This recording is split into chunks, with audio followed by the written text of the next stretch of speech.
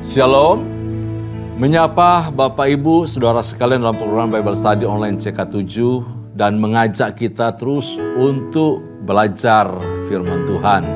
Kemarin kita telah belajar mengenai Mesir dan hukuman apa yang menimpa mereka. Hari ini kita akan belajar tentang orang Filistin yang tidak luput dari hukuman yang Tuhan timpakan. Kita sudah tahu bahwa Filistin adalah musuh bebuyutan Israel. Mesir adalah tetangga paling berisik yang selalu merepotkan orang Israel sejak semula ketika Israel menetap di negeri Kanaan. Nah, sebelum kita membaca dan merenungkan atau memahami maksud firman Tuhan dari Yeremia pasal 47 ini, saya ajak kita masuk hadirat Tuhan. Kita mau puji, mau sembah Tuhan. Dia layak kita tinggikan, agungkan. Terima kasih. Terima kasih.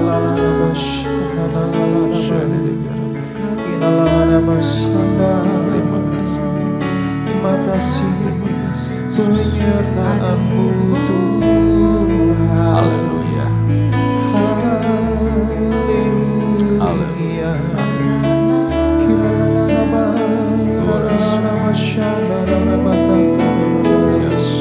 Terima kasih Tuhan.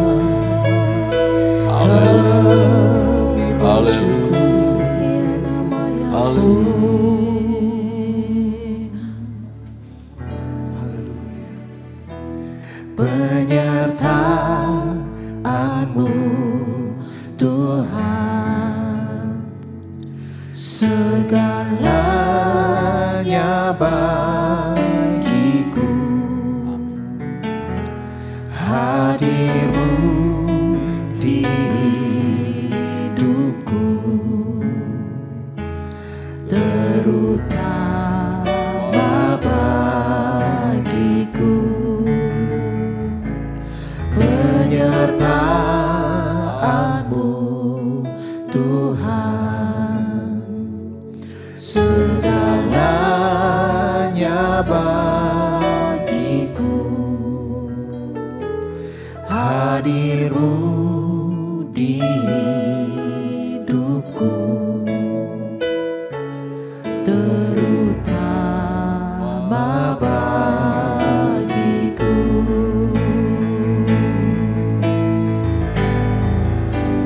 Anugerah-Mu,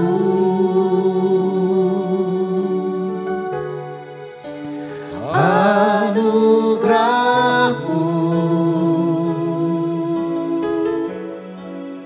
semua karena anugerah-Mu, bukan karena kekuatanku.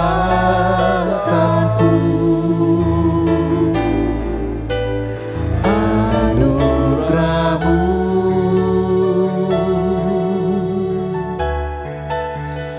anugerah-Mu Tuhan, kasih dan sayang-Mu, sumber kekuatan bagiku.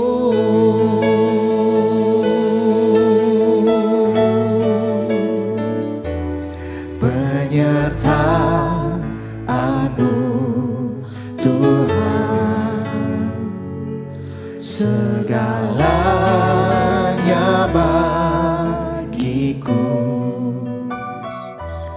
Hadir-Mu di hidupku, terutama bagiku. Penyertaan-Mu Tuhan, segalanya bagiku. Hadir-Mu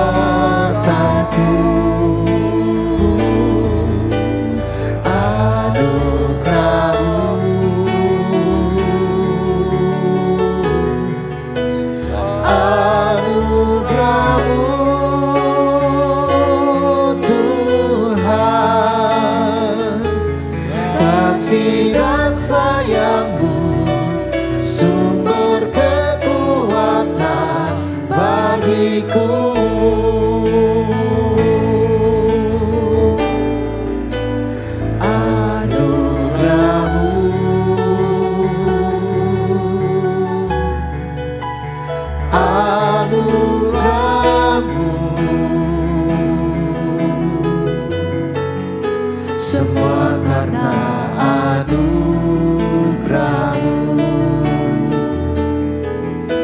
bukan karena kekuatanku.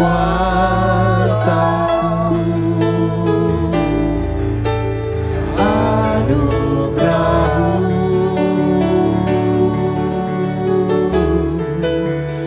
anugerah-Mu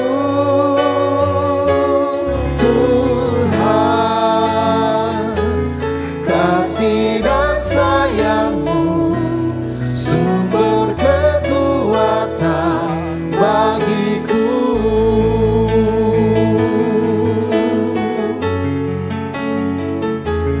Kasih dan sayang-Mu sumber kekuatan bagiku.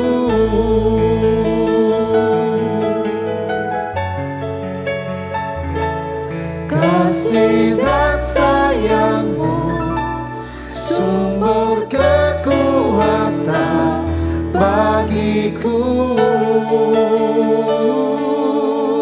Tuhan, terima kasih, terima kasih buat kasih setia-Mu. Kasih dan sayang.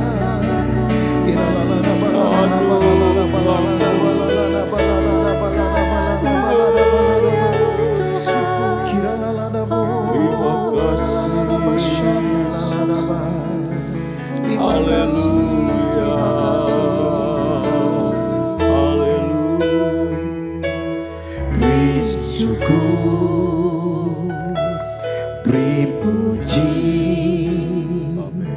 sebab ku tahu Allah bekerja buat kebaikanku. Beri syukur, beri puji, ku yakin rahmat-Mu besertaku.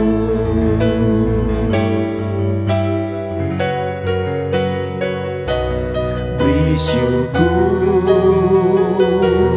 beri puji, sebab ku tahu Allah bekerja buat kebaikanku. Beri syukur, beri puji, ku yakin rahmat-Mu besertaku. Beri syukur, beri puji, sebab ku tahu Allah bekerja buat kebaikanku. Beri syukur, beri puji, ku yakin rahmat-Mu besertaku. Ku yakin rahmat-Mu besertaku. Ku yakin rahmat-Mu besertaku.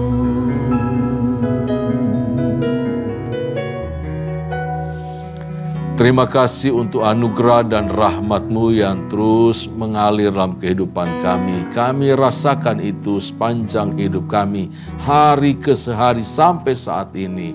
Kami hidup oleh karena berkat, anugerah, dan rahmat Allah yang begitu besar. Terpuji nama-Mu ya Tuhan. Sebentar kami akan membaca kebenaran firman-Mu. Urapi kami semua, pertajam telinga hati rohani kami, supaya kami memahami maksud kehendak Tuhan. Di dalam nama Yesus, kami bersyukur, kami berdoa, haleluya. Amin.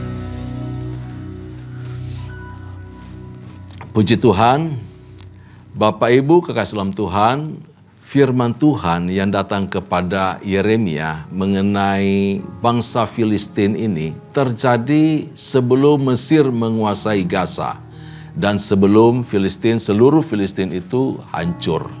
Baik Gaza, Askelon, Asdod, dan seluruh wilayah dari milik Filistin. termasuk wilayah pesisir lainnya.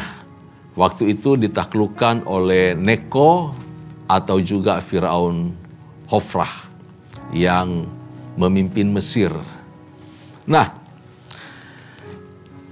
penggenapan nubuat ini terjadi ketika Nebukadnezar menaklukkan Mesir dan seluruh wilayah pesisir, termasuk wilayah Tirus, wilayah Sidon, dan tentu Filistin di dalamnya. Dalam pasal 47 dari kitab Yeremia ini dinubuatkan bahwa pasukan dari kerajaan-kerajaan utara akan mendatangi Filistin. Mereka akan turun menyerbu dari utara sampai ke selatan, yang akan membuat bangsa Filistin menjadi sangat-sangat ketakutan. Mengerikan peristiwa itu, betul-betul mengerikan bagi mereka. Nanti itu diungkapkan dari ayat yang pertama sampai ayatnya yang kelima. Nah, perang itu akan terus berlanjut dalam waktu yang cukup lama.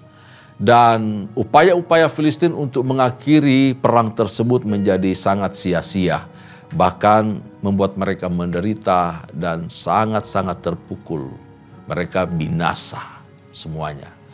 Itu juga diungkapkan di dalam ayat selanjutnya, baik ayat yang ke-6 sampai ayat yang ke-7. Karena itu Bapak Islam Tuhan, saya ajak kita semua buka Alkitab kita dari Yeremia, pasalnya yang ke-47. Kita akan baca dari ayat pertama sampai selesai, sampai ayat yang ke-7. Hanya 7 ayat di Alkitab saya, halaman 871. Saya akan pandu untuk kita baca bagian ini mengenai orang Filistin. Firman Tuhan yang datang kepada Nabi Yeremia mengenai orang Filistin sebelum Firaun mengalahkan Gaza. Beginilah firman Tuhan, lihat, air yang meluas mengamuk dari utara menjadi sungai yang membanjiri negeri serta isinya, kota serta penduduknya. Manusia akan berteriak dan seluruh penduduk negeri akan meratap. Mendengar bunyi derap kuku kudanya, mendengar derak-derik keretanya, kertak-kertuk rodanya. Para ayah tidak lagi berpaling menoleh kepada anak-anak, sebab tangan mereka sudah lemas. Oleh karena telah tiba harinya untuk membinasakan semua orang Filistin dan melenyapkan bagi Tirus dan Sidon setiap penolong yang masih tinggal. Sungguh Tuhan akan membinasakan orang Filistin, yakni sisa orang yang datang dari pulau Kaftor. Gaza telah menjadi gundul, Askelon telah menjadi bungkam. Hai Asdod, sisa orang enak, berapa lama lagi engkau menoreh-noreh diri? Ah, pedang Tuhan, berapa lama lagi baru engkau berhenti? Masuklah kembali ke dalam sarungmu. Jadilah tenang dan beristirahatlah. Tetapi bagaimana ia dapat berhenti? Bukankah Tuhan memerintahkannya? Ke Askelon dan ke tepi pantai laut, kesanalah ia menyuruhnya. Nah, Bapak Islam Tuhan, penghakiman atas Filistin dengan memakai Nebukadnezar serta pasukannya yang sangat kuat digambarkan sebagai arus sungai yang sangat deras yang mengamuk dari utara dan turun ke selatan, mengakibatkan kehancuran yang sangat fatal, kehancuran yang betul-betul membuat bangsa Filistin itu menderita. Seluruh wilayah daerah Filistin yang dilalui ya habis.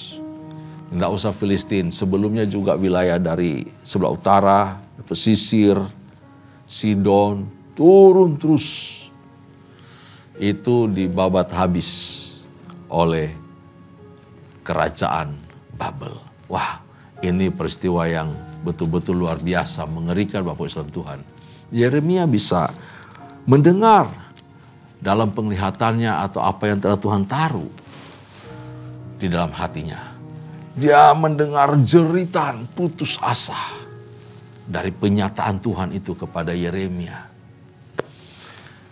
Rasa frustrasi, kehilangan harapan, jeritan yang sungguh luar biasa bercampur dengan derap langkah dari kaki kuda. Pasukan tempur Kasdim yang membanjiri negeri itu seperti air bah menghantam seluruh penduduk negeri. Semua yang kena, semua yang dilewati rata. Aduh, mengerikan sekali. Ini bangsa yang betul-betul dahsyat, kuat, gagah perkasa yang datang dari utara. Jaya-jayanya Nebukadnezar, Bapak Islam Tuhan. Dengan pasukan yang pemberani, kuat, kejam. Menggilas Filistin sampai betul-betul kengerian dahsyat terjadi. Hal ini terjadi sebelum kehancuran Yerusalem. Karena Yerusalem nanti bagian terakhir. Setelah mereka menguasai dulu Gaza dan sekitarnya, baru jadikan daerah itu sebagai posnya mereka untuk menaklukkan kerajaan-kerajaan di sekitarnya lagi. Nah, digambarkan dengan jelas di sini rasa frustasi tersebut dan ketakutan dari orang Filistin. Mereka mengalami sesuatu yang sangat mengerikan. Dikatakan bahwa suami meninggalkan istri dan anak-anak mereka karena kengerian dari ancaman tersebut. Suami boro-boro menolong istri, menolong anak-anak, menolong dirinya yang udah gak bisa. Untuk bergerak udah kaku, lemes, tangannya udah gak bisa buat apa-apa lagi. Akhirnya mereka lari demi menyelamatkan diri mereka sendiri. Tugas suami, tanggung jawab suami sebagai pelindung bagi keluarga, istri, anak. Dia jadi pahlawan buat istri, bagi anak. Tidak berfungsi sama sekali. Malah anak-anak, istri semua ditinggalkan, dibiarkan begitu saja. Menjadi korban dari penghancuran tersebut. Mereka lari, para suami, para laki-laki meninggalkan tanggung jawab mereka. Tangan mereka yang kuat tadinya menjadi begitu lemas dan tak berdaya karena tekanan, ketakutan, putus asa dan penderitaan yang amat berat yang mereka alami dan saksikan saat itu, sehingga tidak mampu membawa anak istri mereka untuk menyelamatkan diri. Nah, tidak hanya tadi dikatakan Filistin, Tirus dan Sidon yang kaya, yang biasanya bangsa-bangsa sekitarnya menjadikan mereka juga tempat berlindung, tempat untuk ya saling menguntungkan lah ya satu yang lain, bangsa-bangsa di pesisir tersebut. Mereka juga mengalami nasib yang sama, penghancuran. Tirus dan Sidon punya hubungan baik dengan Filistin. Karena pentingnya urusan dagang, hubungan dagang di antara mereka. Pernah suatu ketika juga, ketika orang-orang Sidon dan Tirus ini mengalami masalah dan kena dampak dari pertempuran yang dilakukan oleh tentara Asyur, maka mereka lari, mereka menghindar. Banyak lari ke Pulau Kreta, banyak juga yang kemudian lari ke daerah pesisir, yaitu daerah Filistin, untuk membuat mereka menjadikan mereka tempat pengungsian. Lalu kembali lagi setelah reda perang. Bapak kekasih dalam Tuhan, Babel cuma merampas kekayaan mereka dan membuat orang-orang yang ada di Tirus dan Sidon itu menderita. Ya, menderita. Banyak rumah-rumah dibakar, dihancurkan. Walaupun sedikit yang menjadi korban. Nah, tadi kita sudah baca bahwa Sidon dan Tirus tidak bisa membantu. Bahkan malah mereka dilenyapkan oleh orang Babel. Di sini dikatakan bahwa pada kondisi yang sangat sulit, sangat berat itu, dalam keputusasaan, Mesir itu berteriak, menjerit, meminta agar pedang itu, tolong sudah berhentilah perang ini. Sarungkanlah pedangmu, berhenti memakai pedang, membunuh, membinasakan kami. Tetapi penaklukan itu, penghancuran oleh tentara Babel tetap berlangsung, Bapak Islam Tuhan. Tetap berlangsung. Kenapa? Allah yang telah menetapkan penghancuran itu harus terjadi. Jika waktunya tiba, tidak ada dapat menghentikan Tuhan. Tidak hanya Yeremia, nabi-nabi sebelumnya juga menubuatkan yang sama tentang penghancuran Filistin. Baik Nabi Amos, Nabi Yesaya, Nabi Sefanya juga bicara yang sama. Menggemakan petaka ini akan menimpa kamu, menimpa musuh-musuh dari umat Allah. Karenanya itu mulai sekarang bertobatlah, berhentilah memusuhi umat Allah. Mereka nggak mau tahu. Itu kan Allahmu, itu kan Tuhanmu, Tuhanmu sendiri yang bicara. Nah, apa hubungannya Tuhanmu mengapa bicara kepada kami? Nggak ada hubungannya. Tuhanmu bicaralah kepada umatmu lah. Mana bisa Tuhanmu berbicara kepada kami, menetapkan hari penghakiman bagi kami atau penghukuman kepada kami. Kita kan beda bangsa, kita kan beda kepercayaan. Mereka nggak percaya bahwa Allah yang disembah Allah, Israel, umat Allah, adalah Allah alam semesta. Adalah Allah segala bangsa. Allah yang mengatur zaman, masa. Allah yang berkuasa atas segala-galanya. Termasuk menetapkan pemusnahan atau penghancuran terhadap Filistin.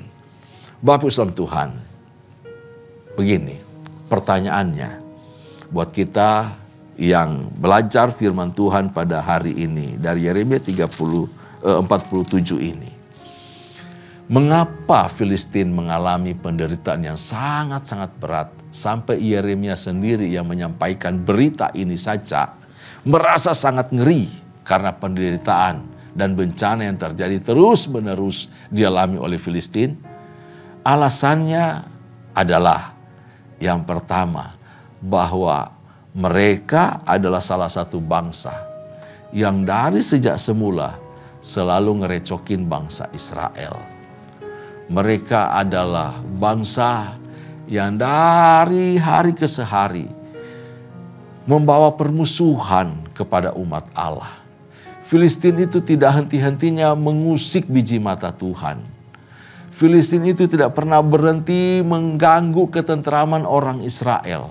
Reda sedikit, berganti raja, berganti hakim, Filistin mulai ngusik, mulai menjarah, mulai mengganggu orang Israel. Dari zaman hakim-hakim, sejak orang Israel menempati negeri Kanaan lah, Filistin itu terus memusuhi orang Israel. Terus bikin rusuh. Berkali-kali Israel juga ditaklukkan oleh mereka, wilayah-wilayah tertentu dirampas. Israel tidak dibiarkan tenang oleh mereka. Tidak dibiarkan hidup tentram. Mereka menjadi musuh abadi dari orang Israel.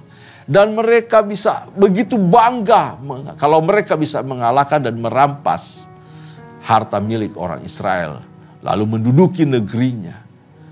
Bapak Islam Tuhan, catatan sejarah Alkitab ini penuh atau syarat dengan sejarah perseteruan baik Filistin maupun Israel. Kita sebagai biji mata Allah, orang percaya yang tinggal di dalam Kristus, saya percaya kita selalu dibela dan dilindungi oleh Allah. Seperti Allah membela Israel dari gangguan orang Filistin, demikian Allah menjaga, memelihara, menaungi kita, meluputkan kita dari setiap serangan musuh. Apalagi dari si iblis, dari pembinasaan yang dilakukan oleh iblis. Bapak Islam Tuhan, yang kedua, bahwa sesungguhnya yang dilakukan oleh orang Filistin ini adalah satu kebiasaan turun-temurun, kebiasaan para penyembah berhala. Para penyembah berhala, di ayat yang kelima dikatakan begini. Hai Asdod, sisa orang enak, berapa lama lagi engkau menoreh-noreh diri? Ternyata bangsa ini suka menoreh-noreh diri. Suka merajah tubuh mereka. Ini kebiasaan para penyembah berhala, termasuk menjadi budaya atau adat di kelompok tertentu. Ketika ada yang mati, lalu mereka merajah tubuh mereka, menoreh-noreh. Mereka bikin nato-nato diri, bukan cuma noreh-noreh tapi bikin tato. Mereka leluhur mereka yang telah mati, orang tua, anak yang mati, mereka taruh di lengan mereka, di badan mereka, ditulis nama-nama orang yang mereka kasihi. Sebagai bagian pengingat tetap bahwa mereka mengasihi nama-nama tersebut. Apakah harus demikian? Nah, ini kebiasaan orang-orang kafir, orang-orang fasik, orang-orang bangsa-bangsa Kanaan. Menyeluruh di wilayah Kanaan seperti itu budaya yang zaman tersebut. Bagian dari pola penyembahan berhala. Nah, firman Tuhan berbicara begini kepada kita. Ini jangan sampai ada yang bertanya, jadi menato itu dosa atau tidak? Ya, menato diri itu dosa atau enggak? Tidak berkata mengenai dosa atau bukan, berdosa atau tidak. Firman Tuhan memang tidak memberitahu larangan secara letterlek harafiah, khususnya perjanjian baru. Kalau perjanjian lama masih ada 1-2 ayat. Tapi perjanjian baru tidak sama sekali. Bapak Ibu Tuhan begini, mari bawa hati kita, perasaan pikiran kita kepada kehendak Allah. Tubuh kita yang kita kenakan ini diciptakan serupa dan segambar dengan Allah. Ada nilai-nilai ilahi. Dan Allah itu berdiam di dalam kita. Bukan cuma sekedar nilai ilahi, gambar rupa Allah dalam diri kita. Tetapi Dia sendiri diam di dalam tubuh ini. Bait Roh Kudus adalah tubuh kita. 1 Korintus pasalnya yang ke-6 ayat 19.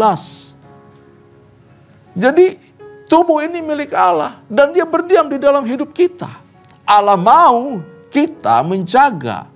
Allah mau kita tetap bersih. Allah mau kita sehat. Allah mau kita menghargai, menjaga, memelihara tubuh ini dan mempersembahkannya sebagai persembahan yang hidup, yang kudus, yang berkenan kepada Allah. Roma 12 ayat 1 dan 2. Bapak Ibu salam Tuhan, kalau kembali ke perjanjian lama di dalam Imamat pasalnya yang ke-19. Imamat pasalnya yang ke-19. Ayatnya yang ke-28. Imamat 19 ayat 28 berbunyi demikian. Janganlah kamu menggoresi tubuhmu karena orang mati. Jadi memang kebiasaan di zaman tersebut. Bangsa-bangsa kafir di luar dari Israel. Penduduk Kanaan. Semua itu menjadi budaya umum. Janganlah merajah tanda-tanda pada kulitmu. Nah ini terpisah dengan kebiasaan tersebut. Kebiasaan ketika orang mati. Lalu mereka menore-nore. Ini kebiasaan lain lagi. Janganlah merajah tanda-tanda. Bikin gambar, bikin apapun. Yaitu dengan cara menato. Pada kulitmu. Akulah Tuhan. Khusus untuk umat Allah. Itu adalah larangan. Nah kalau kita mengingkari larangan, melanggar larangan, berarti pelanggaran, dosa di hadapan Tuhan. Memang sekali lagi perjanjian baru tidak melarang, tidak menyebutkan perkara itu. Kenapa? Allah menuntut kedewasaan rohani dari kita. Allah menuntut respon sebagai orang dewasa bagaimana membaca, mengerti firman Allah. Nggak usah harus dilarang, kita udah lihat apa tujuannya. Kalau kita mengaku tubuh kita milik Allah, bait Roh Kudus, berarti kita dalam memperlakukan tubuh ini harus seizin Tuhan. Waktu kita mau menato badan, menato diri, apakah kita berdoa, minta Tuhan, aku menato, urapi berkati aku. Apakah begitu? Atau sebaliknya kita akan berpikir lebih kepada urusan ego kita. Supaya terlihat gagah, terlihat cantik, hiasan, seni. Apakah demikian? Tetapi Allah memandang itu berbeda. Dengan cara yang berbeda. Karena itu Bapak Ibu salam Tuhan. Mari. Dari 2 kesalahan. Yang menyebabkan Allah menghukum Filistin. Kita belajar betul-betul. Dari Yeremia pasal 47 ini. Agar kita memikirkan betapa pentingnya menjaga tubuh. Untuk dipakai bagi kemuliaan Allah. Bukan untuk senjata kelaliman. Bukan untuk percabulan. Bukan untuk dihuni oleh segala bentuk dosa apapun juga. Dan kedua, jangan mengusik biji mata Allah. Ya, sesama orang percaya jangan saling menyakiti. Jangan bergunjing mengenai hamba-hamba Tuhan. Jangan mencelah mereka Jangan berupaya untuk merancangkan yang jahat bagi saudara seiman kita. Pikirkan, renungkan saja kebaikan kasih karunia Allah yang mengalir melimpah dalam kehidupan kita. Dan terus mengucap syukur kepada Tuhan. Amin. Tuhan Yesus memberkati kita. Inilah pesan firman Tuhan dari Yeremia pasal yang ke-47. Tuhan memberkati kita semua. Amin. Mari kita berdoa. Kami mengucap syukur buat firman kebenaran-Mu yang Kau berikan bagi kami. Kami belajar dua hal dari peristiwa penghancuran bangsa Filistin yang dilakukan oleh Allah, ditentukan oleh Allah. Allah memakai bangsa Babel melenyapkan bangsa Filistin. Karena mereka melakukan dua hal yang sangat fatal di dalam hidup mereka secara bangsa, secara umat. Yaitu bagaimana mereka selalu memusuhi umat Allah. Mereka tidak senang melihat orang percaya, orang Israel diberkati hidup tentram, hidup tenang. Mereka selalu mengganggu, mereka merampas ketentraman bangsa Israel. Mereka bersuka cita untuk kehancuran Israel. Karenanya itu Tuhan, kami berdoa, jauhkan dari hati kami hati yang merancangkan, hati yang berupaya untuk merusak kenyamanan orang lain. Buat kami hidup di dalam ucapan syukur, hidup damai dengan semua orang. Kami tidak mau mencela orang-orang yang diurapi Tuhan. Kami tidak mau bergunjing orang-orang yang telah diurapi oleh Tuhan. Kami sebaliknya mendoakan mereka, memberkati mereka di dalam nama Yesus. Supaya berkat yang sama mengalir dalam kehidupan kami. Kami juga belajar dari kesalahan orang Filistin. Mereka suka merajah tubuh mereka. Mereka menore-nore tubuh mereka. Dan ini kebiasaan yang buruk di hadapan Tuhan. Kami tidak mau mengikuti jejak orang-orang fasik, orang-orang tidak mengenal Allah. Karena itu mari Tuhan jamah hati kami, pikiran kami dikuasai oleh pikiran Kristus supaya kami bertindak di dalam kebenaran-Mu, menghargai tubuh ini adalah milik Allah. Ampuni kami, ampuni masa lalu kami ketika kami pernah melakukan hal tersebut. Kami tahu kami adalah manusia baru di dalam Tuhan. Terpuji-pujilah nama-Mu. Di dalam nama Yesus, berkati umat-Mu, berkati kami semua. Kami bersyukur, kami berdoa. Haleluya, haleluya. Kekasih-kekasih Tuhan, sebelum kita berpisah satu dengan yang lain, mari arahkan hatimu di hadapan Allah. Terimalah anugerah serta berkat yang melimpah dari Allah Bapa, kasih sayang dalam Kristus Yesus Tuhan, serta persekutuan yang manis dengan Allah Roh Kudus menyertai kita mulai hari ini sampai parusia Tuhan datang pada kali yang kedua, bahkan sampai selama-lamanya. Setiap kita percaya sama-sama katakan amin. Tuhan Yesus memberkati kita semua. Sampai jumpa di pertemuan berikutnya.